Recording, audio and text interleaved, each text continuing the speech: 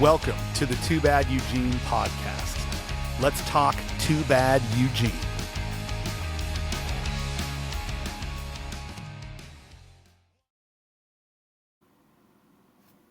Hey, long time no see. It's Adam. This is the Too Bad Eugene podcast. It's been a very long time since we've done this. It's May. June, July, August, September, October, 5 months since we have done a Too Bad Eugene podcast. And I'm so sorry. It's not been the intention to delay this long between podcasts. I think, honestly, our goals just got ahead of us. The last time we did this, if you saw it, it was Sam, Jason, and I on my couch right over there. And we thought that was such a cool format that we needed to keep going with that. Another big development in the band since then was my son, who has his own band called The Fatigues, who will be releasing their first single very soon, has chosen to focus on that band. That's my son, Calvin, who's been our drummer since 2020. It's so many of you have talked to me about what a gift and privilege it must be to play music with your kids. Because, of course, my daughter has sung on our records, and Calvin went on tour with us and played all of our shows for all of that. And it was a fantastic time. I'm gonna miss him in the band big time. He still lives at home, so I won't actually miss him. My apologies. I had to let my dog outside. I'm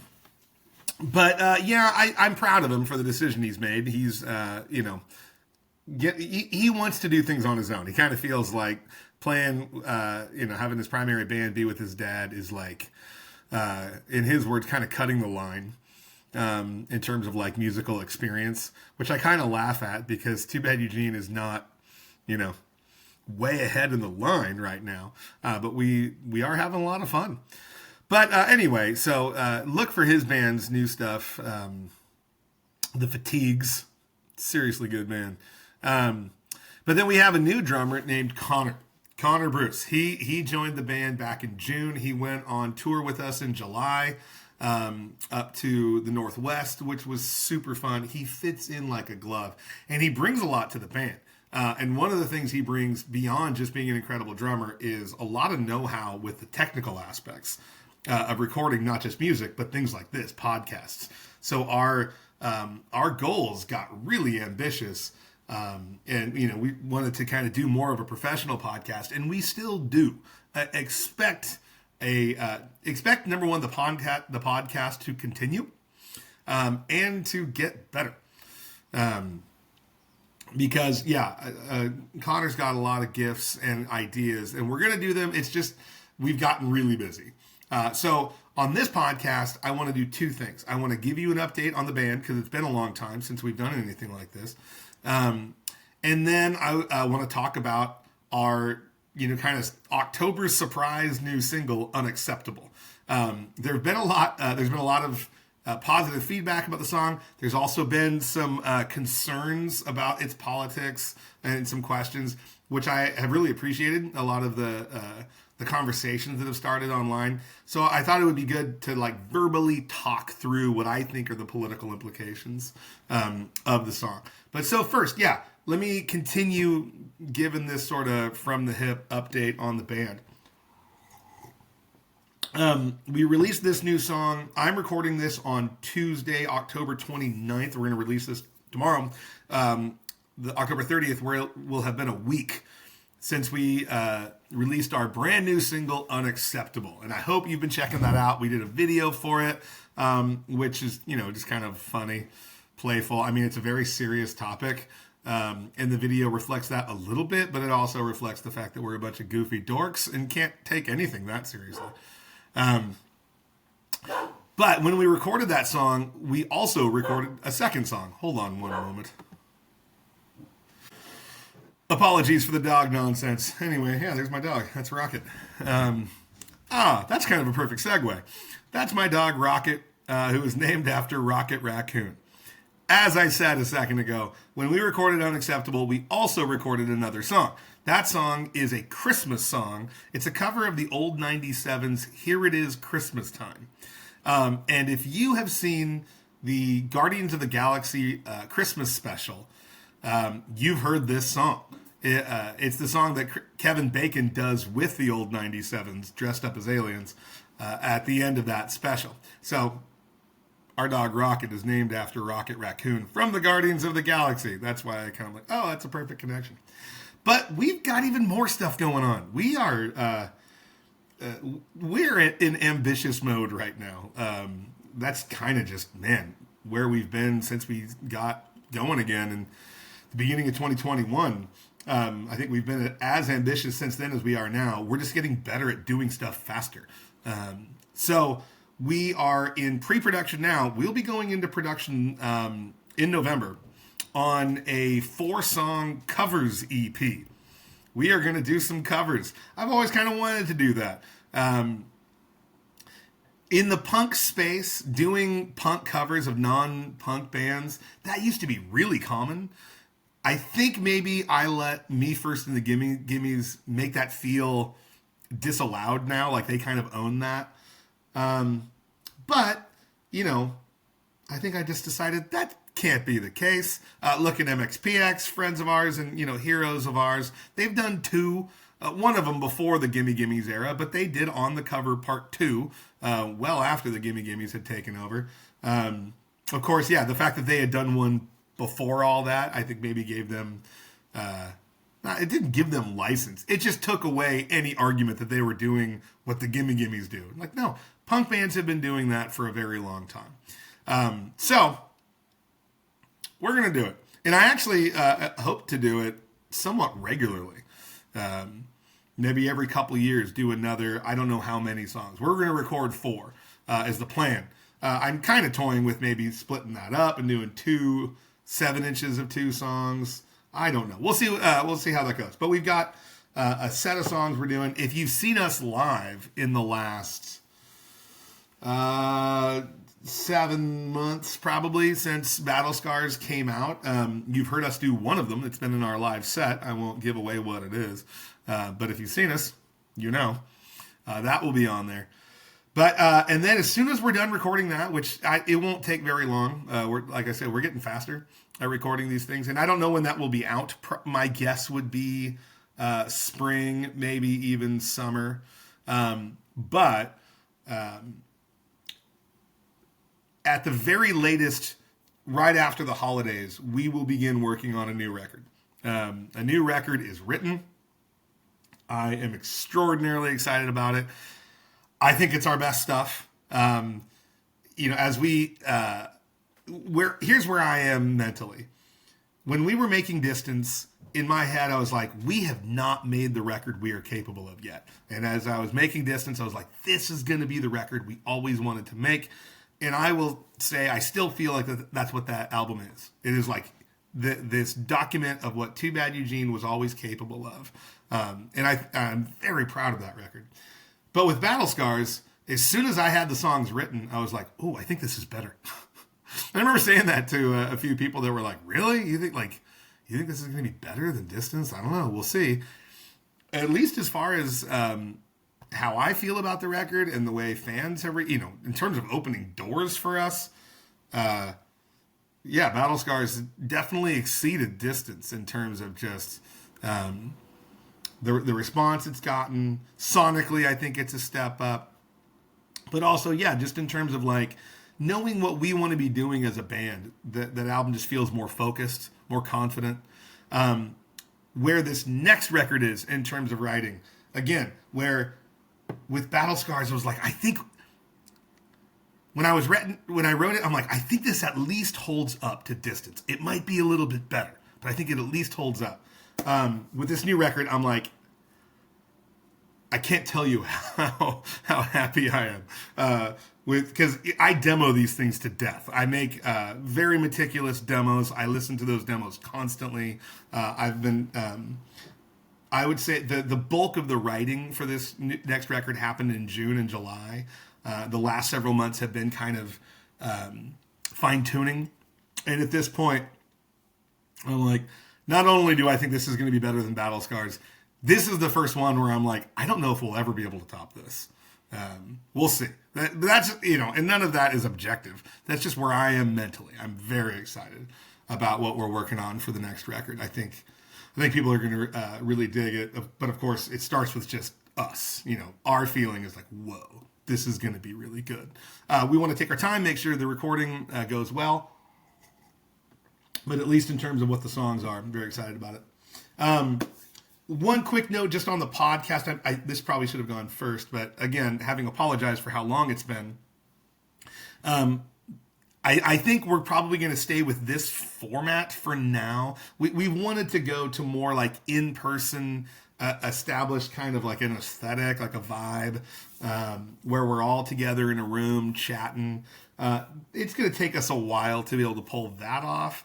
So I think I just want to get at least the Battle Scars songs podcasted. And I think the reason we've waited so long, or we've delayed so long, is that the next song is Shaking My Fist at Clouds.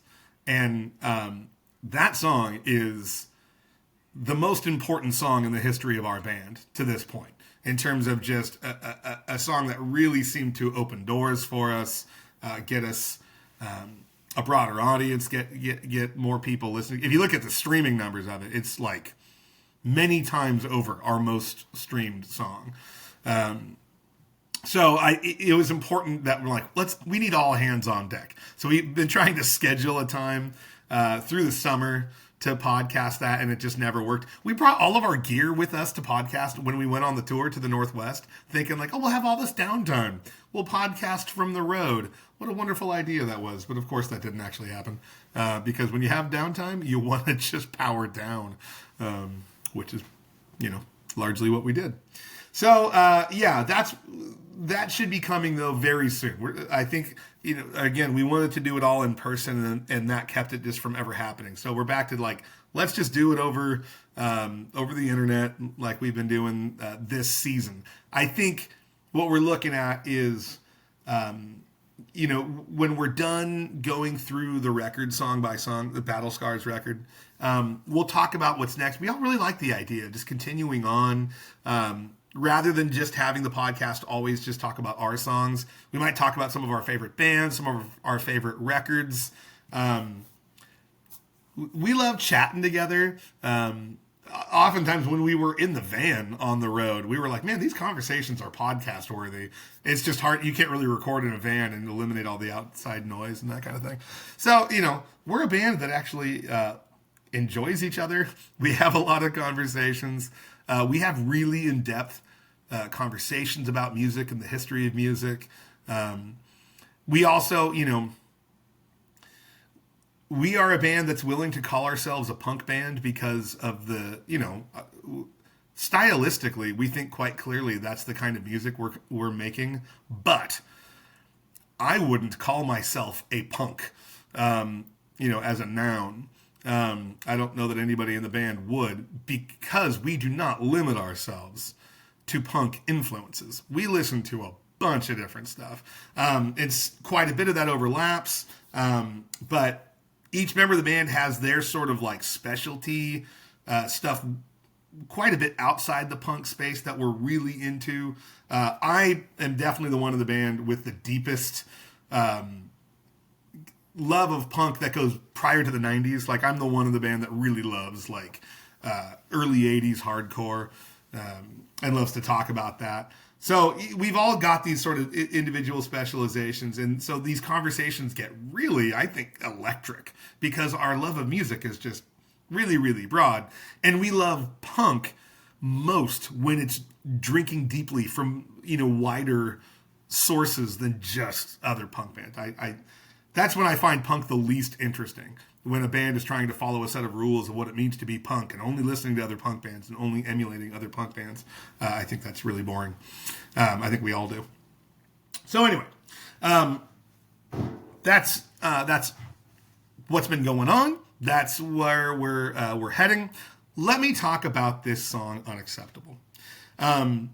This song goes in, number one, the fact that it's political puts it with songs of ours like January 6th and 1619, the last songs on the last two records. Another thing that is similar is that I wrote January 6th. Like, I began writing it the day of January 6th, 2021, completed it the morning of January 7th. Because it's very much like a visceral reaction to something that was going on. I wrote 1619 like the week I listened to the 1619 podcast. Another one, like, it came together very quickly. I was in this sort of headspace of having digested this, this material, and it was like, bam, I wrote it. I wrote Unacceptable the morning after the Biden-Trump debate. I went to bed that night so bummed out, and woke up the next day, like, in an agitated space, reminding myself, what's really good to do when I'm in an agitated space is process it through a song. So I wrote a song called Unacceptable that has the same melody and the same musical structure as the one you've heard, if you've listened to it. But lyrically was far more narrowly focused on the figures of Trump and Biden. Did that mean I was upset when Biden dropped out of the race? No, of course not. Politically and personally. Musically, I was like, oh, dang. Because as soon as I wrote it, I talked to the band. I'm like, I've got the song. We got to record it right now and get it out while the political season is still going. But of course, it was only like a week later, I want to say, when he dropped out. So I found myself in the situation of like, okay, well, the song I wrote really can't be used, so I just sort of went on with life. But the song got stuck in my head, and I thought it was really good. And then the tipping point was a podcast. I will find a link to it and put it in the show notes. I've never done show notes. Oh, yeah, I have. Oh, yeah, I'll figure out how to link in the show notes for this episode, an episode of the podcast from Jon Stewart's weekly show. If you've been following, he's come back to the Daily Show once a week on Comedy Central, but it also does a podcast once a week. And he did an episode with a couple of political theorists on the two-party system and why it's a really bad idea and why our founding fathers said it was a really bad idea. And examples of better ideas in other countries where they've got like a 5 or 6 party system. And the way a two-party system pushes the two groups to the extremes and polarizes the polis, the city. It polarizes the people, giving you two extreme options that you're forced to choose between. But then, of course, in the age of social media and the algorithms of like siloing different people in their own little echo chambers, you get these psychologies of being so upset and fearful of what one side is doing that you're going to cling to your own side no matter what it's doing. And this just has this, because it's a binary, because there's only two options. So if you hate what's going on over there, well, then we are your only choice. You have to come to our side. And if you question or critique anything that's going on our side, you're a traitor. You're by default supporting the monster on the other side. Again, that was a concern I got before we even released the song. When we just announced the title and cover art of the single, I had a few people that were making comments or sending messages being like, ooh, is this a good idea to be doing in the middle of this political season? A lot of people saw it like, this seems like this would offer cover for Trumpism. Because, both sides are so bad. So I still don't fully understand how that works. But certainly it's been mostly my friends on, I was going to say on the left. That's not quite fair. My friends who are openly voting for and supporting Harris that have been the most like, yeah, we can have a conversation about the ills of a two-party system. But when a literal fascist is running for president, is this a good time? Is this good timing? Shouldn't we all be kind of like getting serious about making sure that monster doesn't get elected president. So let me kind of process how I'm looking at all this. Number one, I will admit, and I know this will upset some friends, but this is not the content of the song. This is just my, the way I see this race. I do see this as a race of two undesirable candidates, but not equally undesirable. Those who have been concerned that that's what this song is saying, is that these two candidates are equally undesirable, please let me make clear that I do not see it that way. And I don't think that's what the song is saying, that Trump and Harris are equally bad, that we're choosing between not even the lesser of two evils. You're just randomly flipping a coin and picking a lesser, or picking an evil. No, I see Donald Trump as an open enemy of democracy. I think, yes, between those two candidates, Harris is, though I disagree with her on a lot of things. Bernie Sanders released a video I saw this morning. It might have been released yesterday, calling for people to vote for Harris despite his serious misgivings over her position on the Israel-Palestine conflict. And I echo what he had to say about that quite a bit. So yeah, there's kind of a lot of things I disagree with Harris about.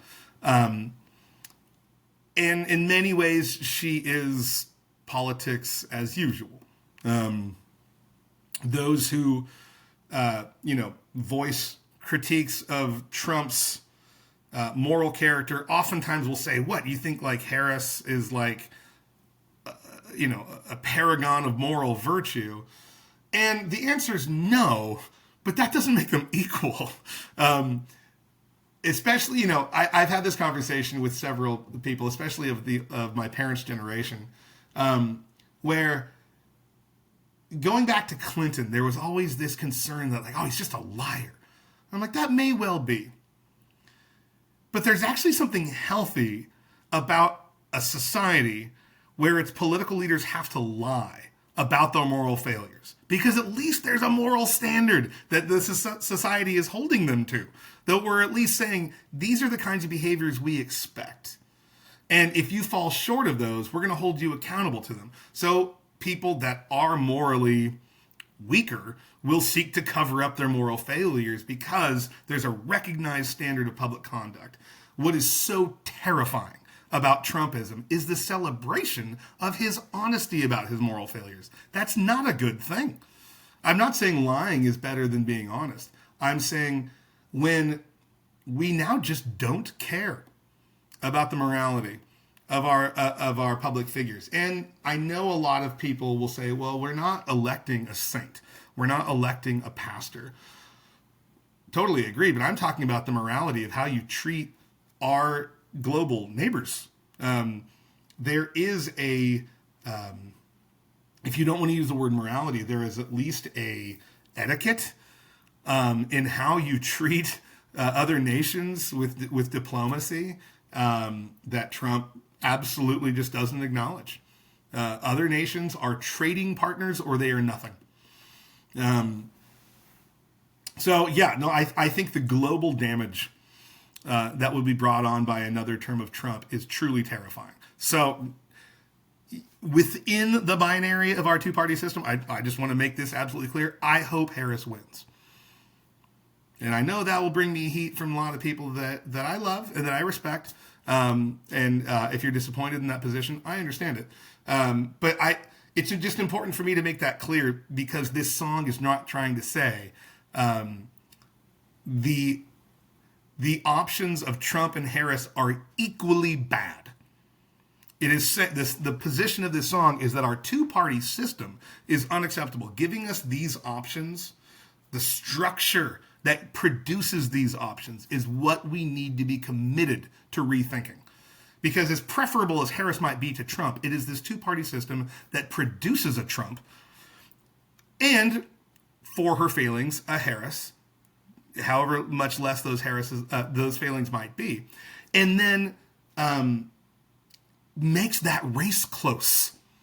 The fact that we have a populace that is equally divided, and like maniacal about their devotion to the two sides, with how despicable some of the things being said and done are, is a product of the two-party system, right? So even though I would agree that Harris is the preferable figure between herself and Trump, it is that situation that gives us the two options that produces the kinds of extremism we are seeing.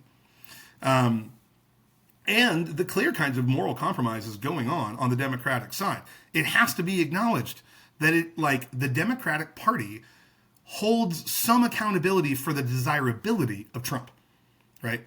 The fact that so many people are fed up with politics as usual and want to drain the swamp is actually kind of understandable. The fact that they think Trump is their guy for that, the fact that they don't think it's just the swamp itself offering to drain the swamp, the fact that, these people that want, especially working class people, and there's so many lower middle and working class people that love Trump and think he's their guy. And I'm sorry, they're just gullible. Like, he's not working for them at all. But the fact that they would go that way, the fact that they would see a figure like that desirable, is to some degree the fault of the Democratic Party for not making their own message and their clearer, and not being more committed to efficient government spending. It's the waste. It's the unaccountable, just proliferation of fruitless government programs that that I think has produced the system. And the hypocrisy, the being caught red-handed, the fact that, it has been the message on the left that we need to get money out of politics, but it has not been the action on the left. That kind of quite visible hypocrisy.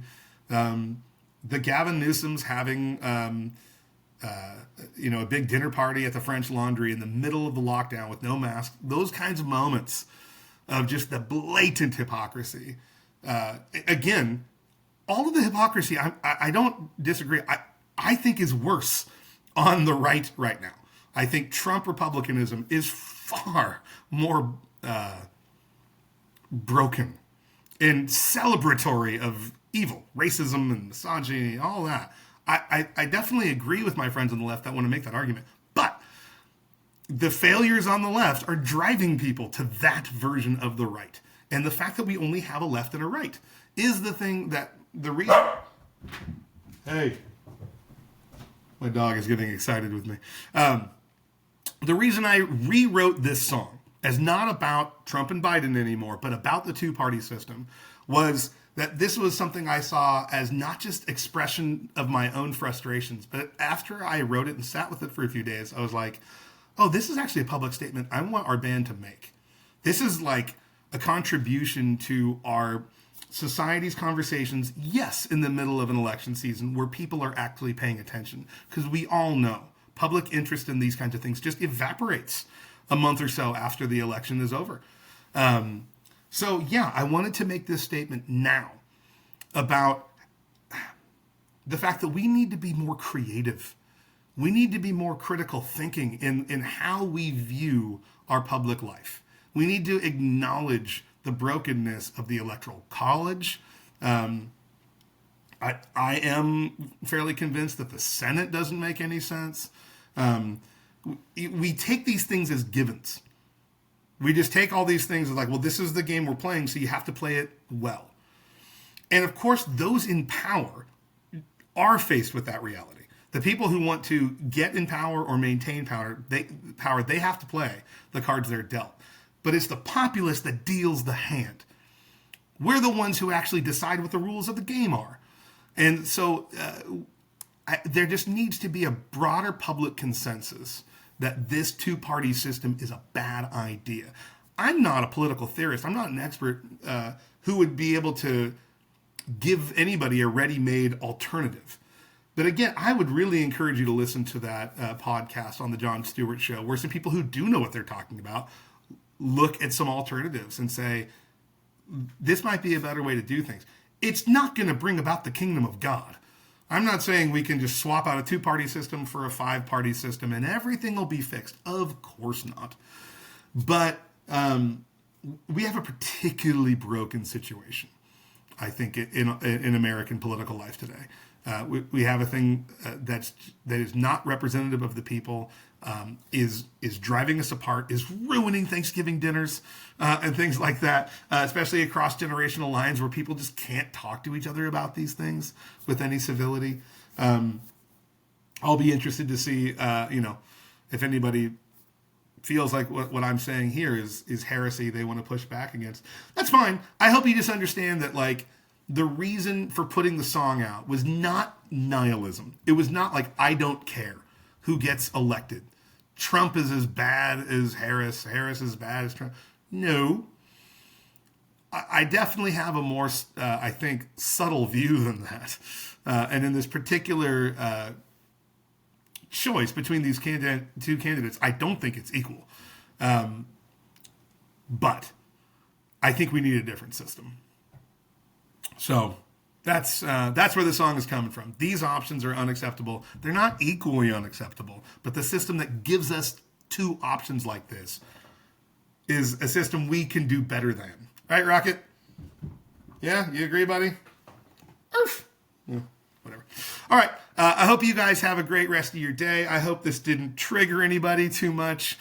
Even if you hate the politics, I hope you're digging the song. It's a real simple one. It's kind of almost a jingle. I like that kind of thing. I didn't really talk about the musical influences of it. I've had several people tell me they hear the all influence, and you're definitely right. I definitely think on the instrumental part, there's a song from All's record, Mass Nerder, called Vita Blue. If you've never heard that song, go ahead and go back and forth between Unacceptable and Vita Blue from All's Mass Nerder record. I think that was 1998. And yeah, it's pretty similar. I didn't do it on purpose. But when I was done writing the song, I'm like, ooh, that's very close. But I love All. I'm a huge All fan, so I don't mind getting kind of close to them at all. But then the verses, to me, are straight Green Day. And I've only had one friend acknowledge that. That's been like, yeah, I definitely get like a Green Day vibe from this. I'm like, yeah, me too. But everybody else is saying Descendants and All. I hear quite a bit of Green Day on the verses. The chorus, oh yeah, I meant to acknowledge this earlier. Usually the music comes before the message, but I don't know. This week, I thought we had to go this direction. The first musical idea for this song, as it jumped into my head, is the chorus, but it was a bit different.